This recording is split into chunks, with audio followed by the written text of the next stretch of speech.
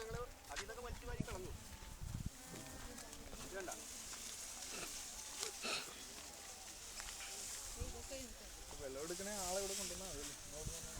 നേരത്തെ ഞാൻ പറഞ്ഞില്ലേ, വെള്ളരിയുടെ കടകൾ കട്ട് ചെയ്ത് 2 ദിവസം ഇടുന്നു. അത് ഇതുപോലെ ഒന്ന് വലിയാൻ വേണ്ടി. അപ്പൊ നമുക്കിത് നിഷ്പ്രയാസം വേണ്ട. ഈ രീതിയിൽ മാറ്റി കളയാം.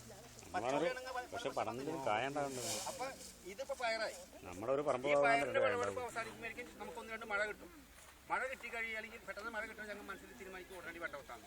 അപ്പൊ ഇതിന്റെ 2 നടുവില് ഓളുണ്ടാക്കി ഇടുപ്പോ തന്നെ ഇത് പടങ്ങനേൽക്കും മുമ്പ് അതിൽ കൊണ്ട് തൈ വയ്ക്കും. വേണ്ട ഇതൊന്ന് നോക്കിയേ, ഈ മണ്ണ് ഇപ്പൊ ഞാൻ മാറി കാണിച്ചാൽ നോക്കിയേ, വേണ്ട ഇതിന്റെ കൈ കൊണ്ട് നിഷ്പ്രയാസം മാറാൻ പറ്റുന്ന മണ്ണാണത്. കണ്ടില്ലേ തണുപ്പുണ്ട്.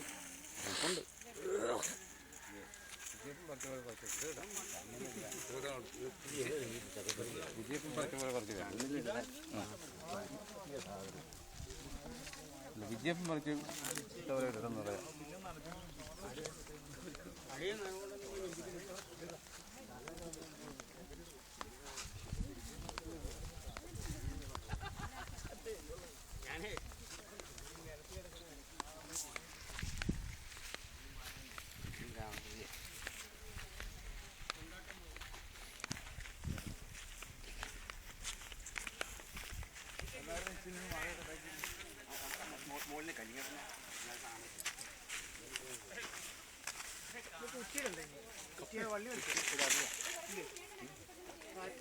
ഇവിടെ ഇത് കൂടുതലല്ലേ, ആഴം കൂടുതലല്ലേ. അത് പറഞ്ഞില്ലേ, വെള്ളം കൺട്രോൾ ചെയ്യാൻ. ഇത് വെള്ളക്കെട്ടുള്ള ഭാഗമായതുകൊണ്ടാണ് അങ്ങനെ കുഴി. കിഴങ്ങുണ്ടോ? ഇതിപ്പോ ചിലര് വിമർശിക്കുണ്ടായി, ഇങ്ങനെ കൊള്ളി കുത്തി മറച്ച് ചെയ്ത കിഴങ്ങുണ്ടാവില്ല, വേര് മാത്രം ഉണ്ടാവുള്ളൂ. എനിക്കും അത് അനുഭവം ഉണ്ടായിരുന്നില്ല. ഇപ്പൊ ഇന്നിപ്പോ നിങ്ങളുടെ മുന്നിൽ ഞാൻ തുറക്കാൻ പോകുന്നതും തിരയാൻ പോകുന്നതും കിഴങ്ങുണ്ടോ ഇല്ല എന്നുള്ളത് അറിയാം. കിഴങ്ങ് കൂടുതലുണ്ടാവും മാഡം. അതെ, അത് ഇത് ഇവിടെ ഞാൻ നേരത്തെ പറഞ്ഞില്ലേ, എല്ലാത്തിന്റെ പിന്നിൽ എന്റെ വലിയ ഹിസ്റ്ററി ഉണ്ടെന്ന്. ഇവിടുത്തെ ഇപ്പൊ ഈ തോട്ടത്തിന്റെ ഏറ്റവും ഡീപ്പായ സ്ഥലത്താണ് വെള്ളം കെട്ട് കൂടുതലുള്ളത്. ഈ സ്ഥലത്ത് അതായത് ഞാനിവിടെ കൃഷി ചെയ്യാൻ വരുന്നതിന് മുമ്പ് ഞങ്ങളുടെ പഞ്ചായത്ത് പ്രസിഡന്റായിരുന്നു TP രവീന്ദ്രൻ എന്ന 45-കാരൻ. അദ്ദേഹത്തിനൊരു മോഹം ഇവിടെ ഒരു പാട്ടകൃഷി നടത്തണമെന്ന്. അങ്ങനെ അഭിപ്രായം തേടി എൻ്റെ അടുത്ത് വന്നു. നവംബർ മാസത്തിലാണത്. അപ്പോൾ എന്ത് കൃഷി ചെയ്യാൻ പോകുന്നു വെച്ചു. അപ്പോൾ പറഞ്ഞു കൊള്ളിക്കൃഷി. അപ്പോൾ ഞാൻ പറഞ്ഞു നവംബർ മാസത്തിലാണെങ്കിൽ നിങ്ങൾ കൊള്ളിക്കൃഷി ചെയ്താൽ എങ്ങനെ നനയ്ക്കും? അപ്പോൾ പറഞ്ഞു കിണറുണ്ട്, മോട്ടറുണ്ട്, അതിന് വെള്ളം. പക്ഷേ നിങ്ങൾ പാടത്തായതുകൊണ്ട് നവംബർ മാസത്തിൽ കൊള്ളി കുത്തി നനച്ചാൽ കൊള്ളിക്കിഴങ്ങൊക്കെ അടി പോവും, വെള്ളം തേടി പോവും, വേര് മഴ പെയ്യുമ്പോൾ ഒക്കെ ചെയ്യും. അപ്പോൾ ഞാൻ പറഞ്ഞത് അവർ മനസ്സിൽ അത്ര ഉൾക്കൊണ്ടില്ല. എന്ത് കാരണം എന്ന് വെച്ചാൽ ഞാനൊരു പാട്ടക്കാരാണ്. അപ്പോൾ ഇത്ര വലിയൊരു സ്ഥലത്ത് എനിക്ക് കണ്ടുകൊണ്ടുപോകുന്ന ഒരു സംശയിച്ചിട്ടുണ്ടായിരിക്കണം. അപ്പോൾ അവർ വെച്ചാൽ എൻ്റെ വാക്ക് വില കൊടുക്കാതെ കൊള്ളിക്കൃഷി ചെയ്യാൻ തീരുമാനിച്ചു. അങ്ങനെ തീരുമാനിച്ചെങ്കിലും അയാൾക്കോടെ വിത്തും വളമൊക്കെ ഞാൻ തന്നെ കൊടുത്തത്. അങ്ങനെ കൊള്ളിക്കൃഷി ചെയ്തു. പിന്നെ അതേപ്പറ്റി ഞങ്ങൾ പരസ്പരം ചോദിച്ചിട്ടില്ല. ഒരു വർഷം കഴിഞ്ഞ് അദ്ദേഹത്തിൻ്റെ അനിയൻ എൻ്റെ വീടിൻ്റെ അടുത്ത് നിൽക്കുമ്പോൾ അവിടെ ഞാൻ ചോദിച്ചു, പെട്ടെന്ന് എൻ്റെ ഓർമ്മയിൽ വന്നു, നിങ്ങളുടെ കൊള്ളിക്കൃഷി എങ്ങനെയുണ്ടായി? അപ്പോൾ അന്ന് ജോസ്പേട്ടൻ പറഞ്ഞ പോലെ ഒരു കിഴങ്ങ് മരച്ച് ഞങ്ങൾക്ക് പച്ച തരാൻ പോലും കിട്ടില്ല, കംപ്ലീറ്റ് ചെയ്ഞ്ഞു പോയി. ഇത് കഴിഞ്ഞിട്ട് അദ്ദേഹം ഒരു ശനിയാഴ്ചന് പറഞ്ഞു, ജോസ്പേട്ട അവിടെ വന്നിട്ട് നോക്കിയിട്ട് പറയാമോ ഞങ്ങൾക്ക് ഇനി അടുത്ത എന്ത് വിള കൃഷി ചെയ്യാൻ പറ്റുന്നുള്ളത്. ഞാൻ പറഞ്ഞു അതിനെന്താ. അങ്ങനെ അടുത്ത ദിവസം ഞായറാഴ്ച ആയിരുന്നു ഞങ്ങളുടെ പള്ളിയിൽ 5:30 കുർബാന, 6:15 കുർബാന കഴിയും. ഞാൻ 6:30 കൂടെ എത്തി. അവരും വന്നു തൂമ്പെടുത്ത് മണ്ണ് കൊത്തി വയ്ക്കുമ്പോൾ പറഞ്ഞു നല്ല ബെസ്റ്റ് മണ്ണാണ് പച്ചക്കറി കൃഷി ചെയ്യാൻ പറ്റിയത്. അപ്പോൾ അവർ പറഞ്ഞേ ഞങ്ങൾക്ക് കൃഷിയെപ്പറ്റി കാര്യമായിട്ട് അറിയില്ല, ഞങ്ങളുടെ കൂടെ ഒരു ഷെയർ ആവും. അപ്പോൾ ഞാൻ പറഞ്ഞു അന്ന് എനിക്ക് 17 കൊല്ലത്തെ എക്സ്പീരിയൻസ് ആണ്. ഈ 17 കൊല്ലത്തിനിടയ്ക്ക് ഞാൻ ആരും എടുത്തും ഷെയർ ഇല്ല. ലാഭമായാലും നഷ്ടമായാലും ഞാൻ തന്നെ സഹിക്കാറ് പതിവ്. അതുകൊണ്ട് ഞാൻ പങ്കിനില്ല. അഥവാ നിങ്ങൾക്ക് നിർബന്ധമാണ് പഠിക്കണമെങ്കിൽ ഒരു കാര്യം ചെയ്യാം, ഒരു 1/2 ഏക്കർ സ്ഥലത്ത് ഞാൻ വേറെ കൃഷി ചെയ്യും, അത് കണ്ട് നിങ്ങൾ പഠിച്ചോ. അങ്ങനെ ഞാൻ അടുത്ത ദിവസം ട്രാക്ടർ കൊണ്ടുവന്ന് കൃഷി ഇറക്കി. ആ കൃഷി വിളവെടുക്കുന്ന വരേക്കും ആരും അവരുടെ സ്ഥലങ്ങളൊന്നും ചെയ്യാൻ വന്നില്ല. അവസാനം ഇതിൻ്റെ ഓണർ പോയി അവരോട് പറഞ്ഞ് നിങ്ങൾ എന്താ ചെയ്യുന്നില്ലേ പറഞ്ഞത് ജോസ്പേട്ടന് കൊടുക്കും. അങ്ങനെ ഇവിടെ വന്നത്. അപ്പോൾ അങ്ങനെ വന്നോണ്ട് മാത്രം കാര്യമായില്ല. അപ്പോൾ അവർ കൊള്ളിക്കൃഷി നടത്തിയത് ആ സൈഡിൽ ഏറ്റവും പൊക്കത്ത് എന്നിട്ടാണ് അവർ ചെയ്യുന്നത്. അപ്പോൾ എനിക്കൊന്നൊരു എൻ്റെ മനസ്സിൽ വെച്ച ആശയമാണ് ഏറ്റവും ഡീപ്പായ സ്ഥലത്ത് കൊള്ളി കുത്തി അവരെ കാണിക്കുന്നത്.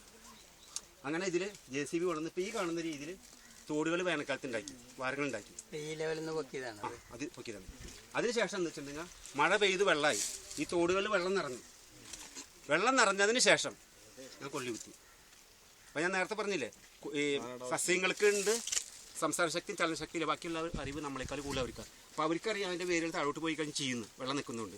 അപ്പോൾ എന്തുണ്ടായി കിഴങ്ങൊക്കെ സൈഡിലേക്ക് അങ്ങോട്ട് ഇങ്ങോട്ട് പോയി. അങ്ങനെ കഴിഞ്ഞ ഫെബ്രുവരിയിൽ ഇവിടെ സവാളയുടെ വിളവെടുപ്പ് ആവുന്നതിലേക്ക് മുമ്പ് തന്നെ ചെടി കംപ്ലീറ്റ് ഇല പൊഴിച്ച് തുമ്പത്ത് മാത്രം 3 ഇല വെള്ളമില്ലാണ്ട്. അപ്പോൾ എനിക്ക് തോന്നിയത് അവിടെ നോക്കുമ്പോൾ ഇവിടെ ഒരു ഉണക്ക എന്ന് പറഞ്ഞ വനം ഉണങ്ങി നിൽക്കണ വനം പോലെ. അപ്പോൾ എൻ്റെ മനസ്സിലൊരു പ്രയാസം ഒരു പ്രയാസം. അപ്പോൾ ഞാൻ വന്നിട്ട് ഒരു കാൽക്കുലേഷൻ നടത്തി എത്ര രൂപ ഡിപ്പ് ചെയ്യാൻ വരുന്നു. അപ്പോൾ എൻ്റെ കണക്ക് പറയാൻ 90,000 രൂപ വരും. അപ്പോൾ നോക്കിയപ്പോൾ ആ സമയത്ത് എൻ്റെ പൈസയ്ക്ക് ഇത്തിരി ഷോർട്ടേജ് ഉണ്ട്. അതിൻ്റെ ഉടമസ്ഥയോട് ഞാൻ പറഞ്ഞു ഇങ്ങനെ മനസ്സിലൊരു പ്ലാൻ വന്നു, പക്ഷേ എൻ്റെ അടുത്ത് കയ്യിൽ ഇപ്പോൾ കാശില്ല. അപ്പോൾ ജോസ്പേട്ടൻ എന്തോരം കാശ് വേണം? നമ്മുടെ എൻ്റെ ദിവസം 90,000 വരുന്ന കണക്ക് കൂട്ടിന് 10 മണിയായപ്പോൾ അദ്ദേഹം കൊണ്ട് 1 ലക്ഷം എടുക്കുന്നു.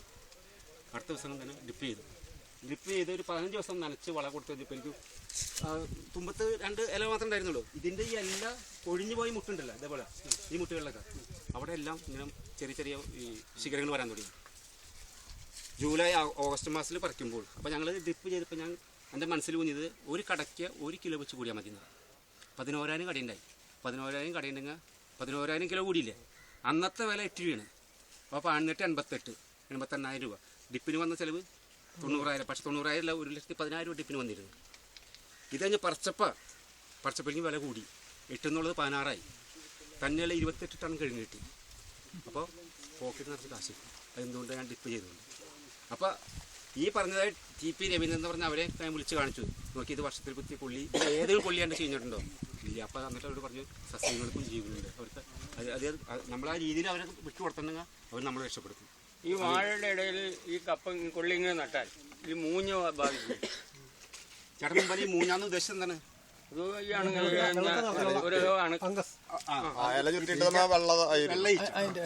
ഇപ്പൊ നമ്മൾ ശ്രദ്ധിക്കേണ്ടത് എവിടെ നമ്മൾ കൊള്ളി കുത്തിയാലും ഈ കൊള്ളിയിലാണ് ആ വെള്ളയിച്ചകൾ അധികം വരുന്നത്. അപ്പൊ എന്തോ ആ ഈച്ചകൾക്ക് ഇതിനോടാണ് കൂടുതൽ താല്പര്യം, കൊള്ളിയിലേക്കാണ് ആവശ്യം. അപ്പൊ നമ്മുടെ ഈ വാഴക്കട അല്ല അത് വാഴയ്ക്കും ബാധിക്കുന്നില്ല കൂടുതലായിട്ട്. ഇപ്പൊ ഞങ്ങൾ സ്ഥിരം കൃഷി വേനൽക്കാലങ്ങളിൽ സ്ഥിരമായി ഞങ്ങൾ കൊള്ളി കൃഷി ഞങ്ങൾക്കുണ്ട്. അതുകൊണ്ട് ബാധിക്കണോണ്ടാണ്. അതുകൊണ്ടാണ് ഞങ്ങൾ എഴുതിച്ചിരിക്കുന്നത് വാഴയിൽ വളരുന്ന വാഴയെ ഫ്രീ ആയിട്ട് വിടുന്നു. വാഴയിൽ വേനലിൽ വാഴയ്ക്ക് തണലായും ഇവിടെ എഴുതിയിട്ടുണ്ട്. ഇതാണ് അത് 2 മൾട്ടിപർപ്പസാണ്. ഇപ്പൊ ഇതിന് തണലും കിട്ടും, വാഴയ്ക്ക് തണലും കിട്ടും. അപ്പൊ നിങ്ങൾ ചോദിച്ചാൽ എന്തുകൊണ്ട് എല്ലാവരും ചെയ്തിട്ടില്ലാന്ന്. അത് ചെയ്യാത്തതിന്റെ കാരണങ്ങൾ വേറെയുണ്ട്. ഇതിപ്പോ ഞങ്ങളൊരു പരീക്ഷണമാണ്. എന്നോട് ഒരാൾ പറഞ്ഞിരുന്നു മൾച്ച് ചെയ്തിങ്ങനെ കൊള്ളിക്കങ്ങ് ഉണ്ടാവില്ല. ഇപ്പൊ നിങ്ങളുടെ മുന്നിൽ ഞാൻ തിരയാൻ പോവാണ്. ഇപ്പൊ ഞാൻ ഇവിടെ വന്നതിന് ശേഷം തിരഞ്ഞെടുത്തത്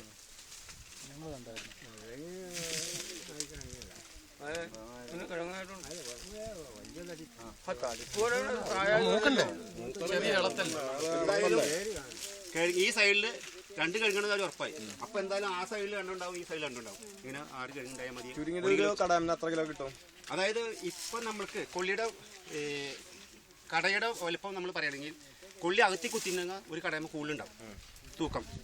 മറിച്ച് അടുപ്പിച്ച് കുത്തിക്കഴിഞ്ഞിട്ടുണ്ടെങ്കിൽ തൂക്കം കുറയും. പക്ഷെ നമ്മൾ ഒരു ഏക്കർ സ്ഥലത്ത് മൊത്തം കിട്ടുന്ന തൂക്കം തുല്യമായിരിക്കും. അപ്പം ഇന്ന് നമ്മൾക്ക് ആവശ്യം വിപണിയിൽ വീട്ടിലൊക്കെ 3 അല്ലെങ്കിൽ 4 ആൾ കൂടുതൽ ഒറ്റ വീട്ടിലില്ല. അപ്പോൾ അവർക്ക് 1 കിലോ ഒത്തിരി കഴുകാൻ 2 കിലോ ഒത്തിരി കഴുകാൻ ആവശ്യമുണ്ട്. അപ്പോൾ പലരും പറയാറുണ്ട് കിൻഡിൽ കപ്പ, ഒരു കപ്പയ്ക്ക് 50 കിലോ, ഒരു കപ്പയ്ക്ക് 20 കിലോ, ഒരു കപ്പയ്ക്ക് 10 കിലോ. ആരും മുറിച്ച് മേടിക്കുമോ? അപ്പോൾ നമ്മുടെ ആരെങ്കിലും വീട്ടിലേക്ക് നമ്മൾ 5 കിലോ കപ്പ മേടിക്കുമോ? 1 കിലോ നമുക്ക് ആവശ്യമുള്ളൂ. അപ്പം വിപണിയിൽ നോക്കി നമ്മൾ കൃഷി ചെയ്യണം. അങ്ങനെ കൃഷി ഇപ്പോൾ കപ്പയുടെ വലിപ്പം കുറയ്ക്കാനായിട്ട് കപ്പകൾ തമ്മിലുള്ള അകലം കുറയ്ക്കാം. ഈ എലിയുടെ എന്താ ചെയ്യണം? എലിയുടെ കാര്യത്തെ പറ്റി പറഞ്ഞാൽ ഞാൻ 20 വർഷം മുമ്പ് കൃഷി ചെയ്യാൻ വേണ്ടിയില്ല. ഭയങ്കര ശല്യമായിരുന്നു. ഈ തുരപ്പെന്ന് പറഞ്ഞാൽ വന്ന്. പക്ഷെ ഇപ്പം പരിപാടിയില്ല. അത് എന്തുകൊണ്ടെന്ന് വെച്ചിട്ടുണ്ടെങ്കിൽ 20 വർഷം മുമ്പുണ്ടായ സ്ഥിതിയല്ല ഇന്നത്തത്. കുറച്ച് കാലങ്ങൾക്ക് അടുത്ത കാലം വരേക്കും നമ്മുടെ മിക്ക വീടുകളിലും വയറ് നിറച്ച് ഭക്ഷിക്കാൻ ഉണ്ടായിരുന്നില്ല. അപ്പോൾ എലികൾക്കും പട്ടിണിയായിരുന്നു. ഇന്നിപ്പോൾ ഏത് ചെറിയ കുടുംബത്തും ഭക്ഷണം വെക്കുന്ന ഭക്ഷണത്തിൻ്റെ 5 ഒരു ഭാഗം വേസ്റ്റാണ്. ആ വേസ്റ്റ് കൊണ്ട് വിടാൻ സ്ഥലമില്ല ഇന്ന്. അവിടെ റോട്ടിൽ കൊണ്ട് തള്ളുന്നത്. അപ്പോൾ ഈ റോട്ടിൽ തള്ളുന്നത് അല്ലെങ്കിൽ നമ്മുടെ വീട്ടിലിടുന്നതായ വേസ്റ്റുകൾ എലി തിന്നാണ്. ഇപ്പം നമുക്ക് നിഷ്പ്രയാസം ഭക്ഷണം കിട്ടുമെങ്കിൽ നമ്മൾ ബുദ്ധിമുട്ടി ഭക്ഷിക്കാൻ പോവോ? അപ്പോൾ എലിക്ക് ആവശ്യം അവർ വയറ് നിറയുന്നുണ്ട്. പിന്നെ ഒരു അപൂർപ്പം എന്ന് പറയില്ല, അത് കിട്ടാത്തൊരു വസ്തു എന്ന തോതിൽ വന്ന് ചിലപ്പോൾ 2 കട അത് അതായത് പട്ടിണി ചെയ്യാത്തതുകൊണ്ട്. ഇപ്പം നമ്മുടെ MS സ്വാമിനാഥൻ ഹരിതവിപ്ലവം സൃഷ്ടിച്ചു. അതായത് എന്തുകൊണ്ടാണ് അന്ന് രാസവളം കീടനാശിനിയും എല്ലാം പ്രയോഗിക്കാൻ നമ്മളെ പ്രേരിപ്പിച്ചു. അതെന്ന് വെച്ചാൽ അന്ന് പട്ടിണിയായിരുന്നു. എങ്ങനെയാണ് നമ്മൾ വിശപ്പടക്കണം. പക്ഷേ ഇന്ന് ആ MS സ്വാമിനാഥൻ സാർ ഇപ്പം ചെയ്യുന്നതെന്നറിയോ? മുമ്പത്തെ ഹരിത വിപ്ലവമായിരുന്നു. ഇപ്പം നിത്യഹരിത, അതായത് എന്നേക്കുമായിട്ടുള്ള ഹരിതം വേണമെന്ന് പറഞ്ഞപ്പോൾ അദ്ദേഹം. അപ്പോൾ ഇതിൽ നിന്ന് മാറാൻ അന്ന് ആവശ്യം നമുക്ക് എന്നേക്കുള്ളതല്ല, അപ്പോൾ തൽക്കാലം നമ്മുടെ വിശപ്പടക്കായിരുന്നു വേണ്ടതായിരുന്നു. പക്ഷേ ഇന്നിപ്പോൾ നമ്മൾ വിശപ്പടങ്ങി, ഇനി നമുക്ക് ഈ സുരക്ഷയോടുകൂടിയ ഒരു ഭക്ഷണം ഇപ്പോൾ അദ്ദേഹം കാംക്ഷിക്കുന്നത്. അതേമാതിരി ഈ ഇതിന്റെ ഇലമയും ഈ പയറിന്റെ ഇലമയും കുമ്പളത്തിന്റെ ഇലമയും നമുക്ക് മില്ലി ബഗ് എന്ന് പറഞ്ഞിട്ട് വെളുത്ത പൊടി മാതിരി ഒരു ഈച്ച വരും. അതായത് എന്നിട്ട് ഇങ്ങനെ എല്ലാ ചുറ്റിങ്ങനെ പോകും. അതിനെന്താ അത് മീലിബഗ് എന്ന് പറഞ്ഞ സാധനമല്ല. അത് മീലിബഗ് എന്ന് പറയുന്നത് വേറെ ഒന്നാണ്. മീലിബഗ് എന്ന് പറയുന്നത് അതിൻ്റെ പുറത്തോട് അത് ചലനശക്തിയുള്ള സാധനമാണ്. അതിൻ്റെ മെഴുക രീതിയിലുള്ള ഒരു ആവരണം ഉണ്ട്. അതുകൊണ്ട് തന്നെ അത് നമ്മൾ അടിക്കുന്നതായ ഒരു കീടനാശിനി അടിച്ച് നിൽക്കാൻ കൊല്ലാനായിട്ട് അതിന് ഏൽക്കില്ല. അപ്പോൾ ഈ മെഴുകിനെ അവസാനിപ്പിച്ചാലാണ് നമുക്ക് അതിന് കീടനാശിനി ഉപയോഗിച്ചാൽ ചാവുള്ളൂ. അപ്പോൾ അതിന് വേണ്ടിയെന്ന് വെച്ചിട്ടുണ്ടെങ്കിൽ നമ്മൾ അപ്സൈറ്റി എന്ന് പറഞ്ഞിട്ടൊരു സാധനം കിട്ടാണ്ട് ഏത് കമ്പനിയുടെയാണ്, അംവേഡ, അതേപോലെ തന്നെ വേറെ ഈറ്റി, അങ്ങനെ പലതും വരാറുണ്ട്. അപ്പോൾ ഈ അപ്സൈറ്റൊക്കെ നമ്മൾ ചേമ്പിൻ്റെ ഇല വെള്ളം ഒഴിച്ചാൽ വെള്ളം പിടിക്കുമോ? പക്ഷെ അത് ചേർത്ത് നമ്മൾ ചേമ്പിൻ്റെ ഇല വെള്ളം ഒഴിച്ച് നനയുമല്ല, അത് ഉപയോഗിച്ച് കീടനാശിനി ഉപയോഗിക്കും. പക്ഷെ ഇപ്പം നിങ്ങൾ പയറിൻ്റെ ഇലയിൽ വരുന്ന പറഞ്ഞത് ആ സാധനമല്ല, അത് ഇതേമാതിരിയാണ്. ഈ മിളകിൻ്റെ അതൊരു വെള്ള ഈച്ച തന്നെയാണ്. അതിനുള്ളൊരു മാർഗം 50 മില്ലി വേപ്പെണ്ണ, 30 മില്ലി സോപ്പ് ഓയിൽ കേട്ടോ, സോപ്പല്ല സോപ്പ് ഓയിൽ, 20 മില്ലി വെള്ളം, ഇത് മൂന്നും കൂടി നല്ലോണം പതപ്പിക്കുക. പതപ്പിച്ച അപ്പോൾ 50 മില്ലി വേപ്പെണ്ണ, 30 മില്ലി സോപ്പ് ഓയിൽ, 20 മില്ലി വെള്ളം, അപ്പോൾ 100 മില്ലി ആയില്ല.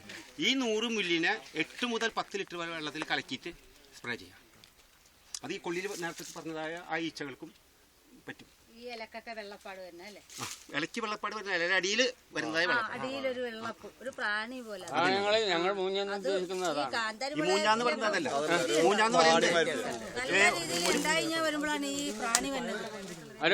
പയറിലൊക്കെ വരുന്നതായ പേനില്ലേ, അതാണ് മുഞ്ഞ. അത് ആ പേനാണ് പറയുന്നത് മുഞ്ഞ. ഇതാന്ന് പറയുന്നത് ഇത് വൈറ്റ് ഫ്ലൈ പോലത്തെ ഒരു സാധനമാണ്.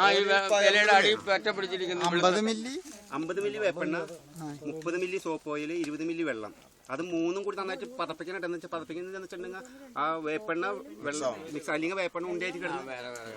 അതേമാതിരി ഇത് ഈ ചിത്രകീടം എന്ന് പറഞ്ഞിട്ട് ഈ ഇലമ നമ്മള് കളയെ പൈൻഡിങ് ഉള്ള മാതിരി വരണേ, ആ സാധനത്തിന് എന്താ ചെയ്യുക? ചിത്രകീടം എന്ന് പറയുന്നത് അതായത് ഇപ്പൊ ഇലമ തന്നെ അതിന്മേ ഇപ്പൊ ഒരു മഞ്ഞ കളറല്ല അതിന്റെ തന്നെ വേറെ ഇവിടെ കാണും. മണ്ണിട്ട് മൂടിയില്ല. ആ സോപ്പ് 20 മില്ലി വെള്ളം.